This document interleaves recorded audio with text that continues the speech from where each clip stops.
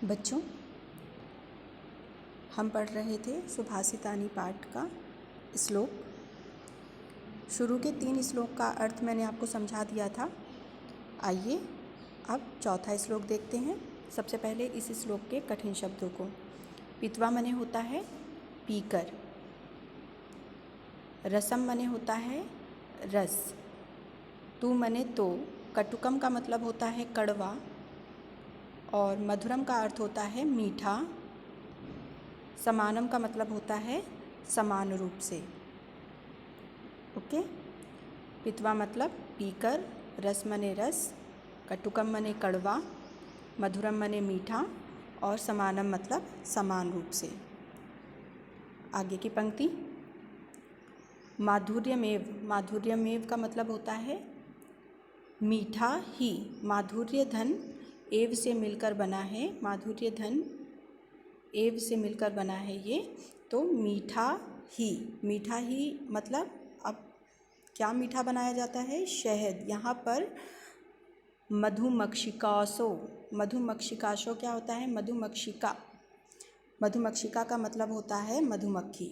यहाँ पर इस शब्द का अर्थ है मधुमक्खी। यहाँ मधुमक्खी के बारे में बताया गया है कि एक सज्जन पुरुष की तुलना मधुमक्खी से की गई है। और वो भी कैसे बच्चों? कि जिस प्रकार से मधुमक्खी कड़वे और मीठे रस को समान रूप से पीती है और क्या निर्मित करती है? जनयेन्म का मतलब होता है, जनयेन्म का मतलब होता है जन्म देती है या पैदा करती है या फिर निर्माण करती है, बनाती है।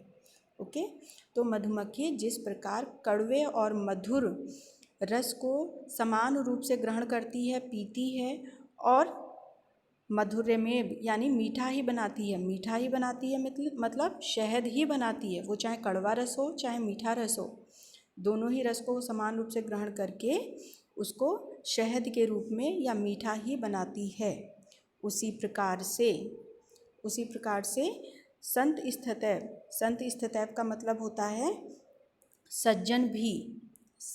सज्जन यानी जो अच्छे लोग होते हैं, अच्छे लोग, जो अच्छे लोग होते हैं वो मधुमक्खी के समान ही। सम सज्जना मतलब समान ही, सज्जना मने अच्छे लोगों की और दुर्जना मतलब होता है बुरे लोगों की। जो सज्जन या अच्छे लोग होते हैं वो बुरे और अच्छे दोनों ही लोगों के श्रुत्वा मतलब सुनते हैं, वचः मने बातों को।